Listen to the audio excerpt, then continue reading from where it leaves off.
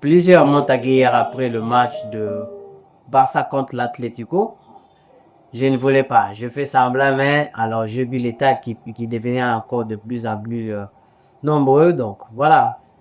Je vais quand même faire un petit tour sur ce match.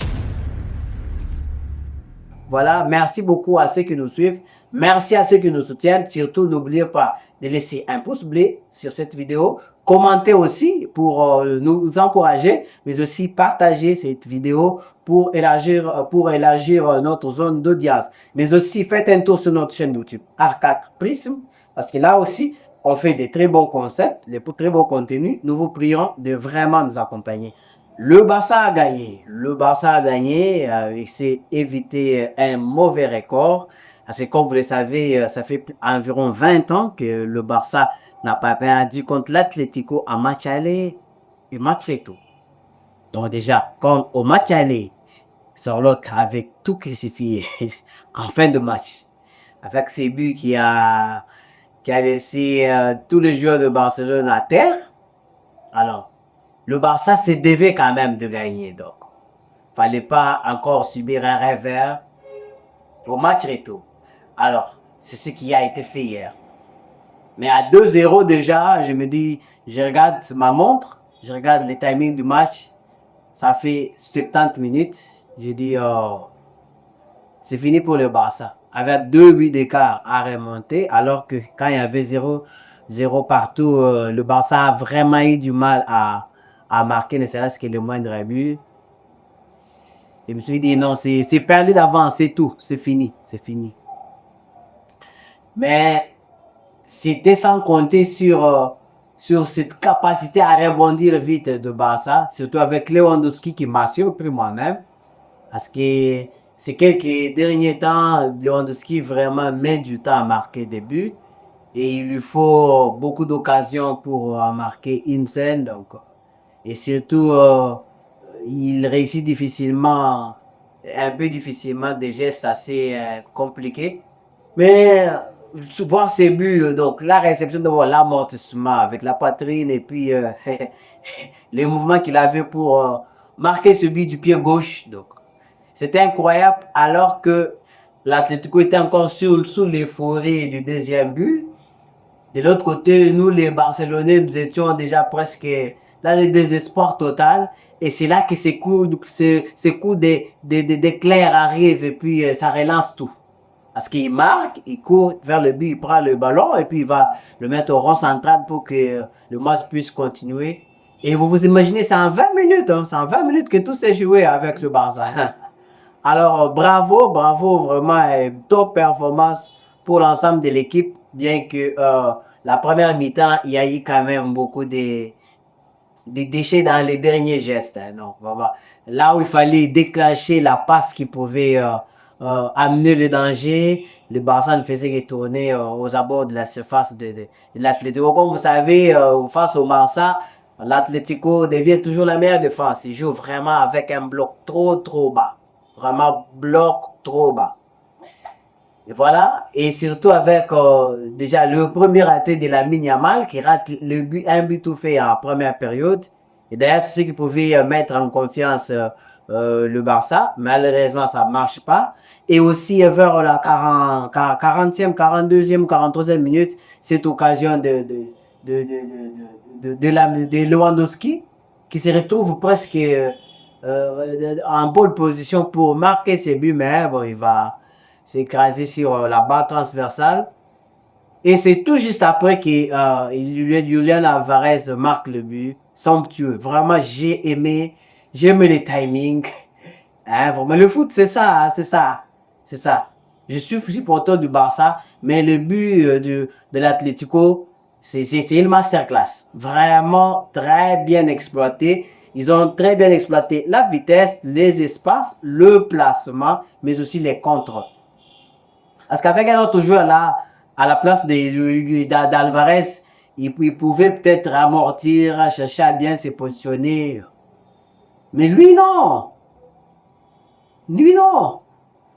Si vous avez regardé le match de l'Atlético contre Real à la Ligue des Champions, les deux matchs d'ailleurs, vous verrez que Alvarez, c'est vraiment un top joueur. Vraiment un top joueur. Mais seulement les systèmes dans lesquels il se trouve où les blocs jouent trop bas, il ne se met vraiment pas en évidence, il ne se met vraiment pas en exercice. C'est ça le bémol qu'il a parce qu'il joue à Atlético de Madrid. S'il jouait dans une équipe très ouverte vers l'attaque, je crois qu'il ferait beaucoup de merveilles. J'ai vraiment adoré le but d'Alvarez. Mais après cette résilience du Barça de revenir assez tôt, après le deuxième but de Sorloth qui est rentré en cours de jeu, Sorloth qui on est habitué à le voir à la 80e, mais là déjà à 60 quelques déjà, il était là. C'était pour crucifier le Barça à l'avance, déjà pour terminer les tafs bien avant. Mais heureusement, Lewandowski s'est régi juste après. Mais aussi, il y a le coaching payant de Flick qui fait monter Ferran Torres. Alors, Torres vient et claque ses buts. Ses buts sur ce centre bien millimétré de Rafinha.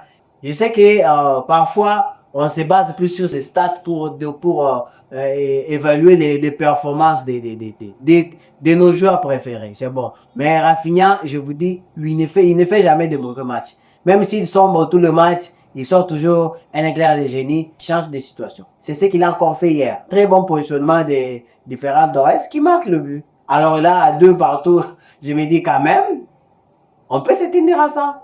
Voilà, au lieu d'un revers, quand même, le match nul suffirait amplement. Vu la physionomie du match, vu le nombre d'occasions que le Barça n'a pas su se créer. Donc voilà.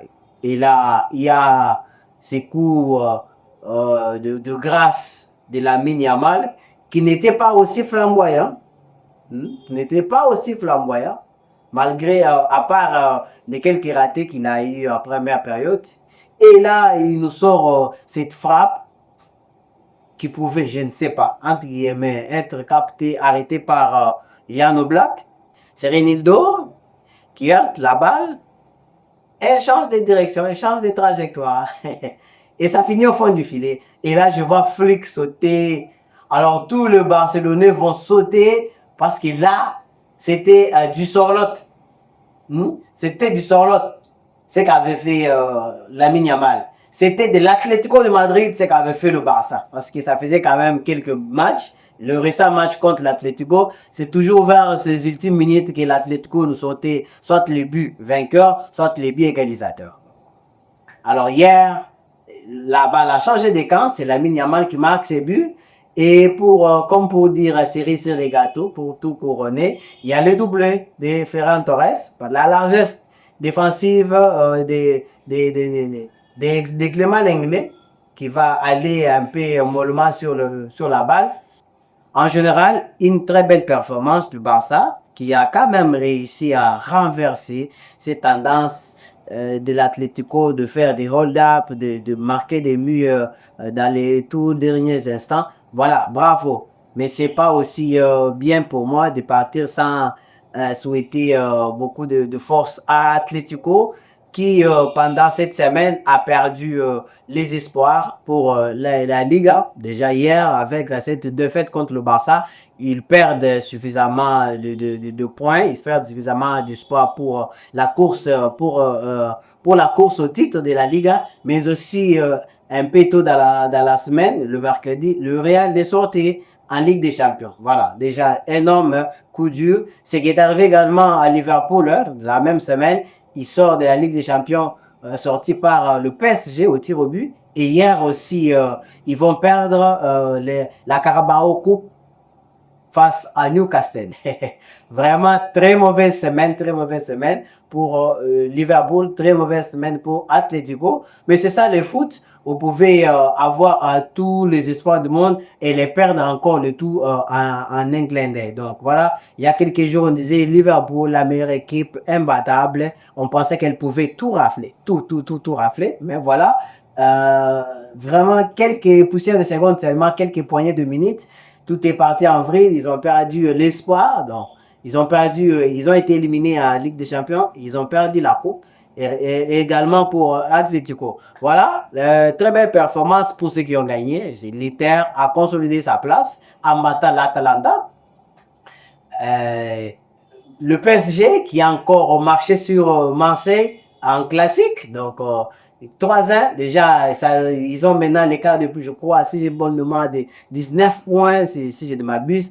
Donc, c'est presque plié. Maintenant, ils peuvent bien se concentrer pour la Ligue des Champions. Voilà, merci beaucoup à ceux qui nous suivent.